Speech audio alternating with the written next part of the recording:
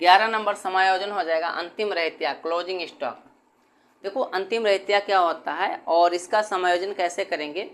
तो अंतिम रहतिया क्या होता है कि वर्ष के अंत में जो माल बच जाता है वही क्या कहलाएगा, अंतिम रहतिया कहलाएगा, क्लोजिंग स्टॉक कहलाएगा। ठीक, क्योंकि इसका जो मूल्यांकन है वो जो है वर्ष समाप्ति के तारीख के बाद किया जाता है। अंतिम रहतिया का मूल्यांकन जो है वर्ष समाप्ति के तारीख के बाद करेंगे, अतः यह तलपट के बाहर दिखाया जाता है। अंतिम रहतियों को समायोजन के लेखे के लिए अंतिम रहतिया खाता डेबिट और व्यापारिक खाता क्रेडिट किया जाता है।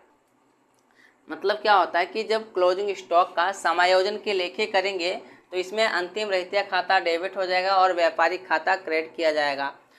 एंट्री हो जाएगी closing stock account debit to trading account. ठीक है, अब देखो अंतिम रहतिया का तलपट में दिया होना, यदि अंतिम रहतिया क्लोजिंग स्टॉक जो है तलपट में दिया है तब इसके लिए क्या प्रोसेस होगा।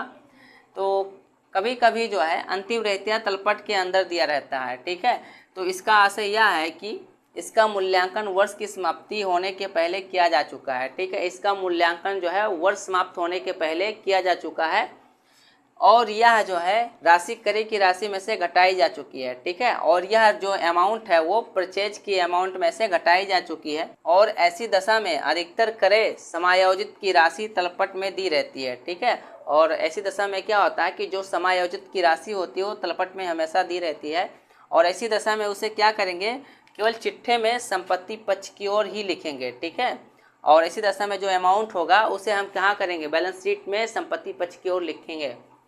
क्रय समायोजित, परचेज एडजस्टेड। अब देखो क्रय समायोजित या परचेज एडजस्टेड क्या होता है।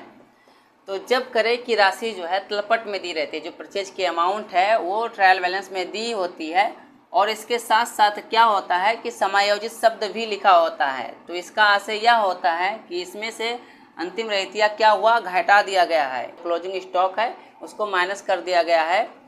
और ऐसी दशा में यदि अंतिम रहतिया तलपट में दिया रहता है, ठीक है, तो इस प्रकार के अंतिम रहतियों को क्या करेंगे, व्यापारिक खाते के क्रेडिट पक्ष में नहीं लिखेंगे।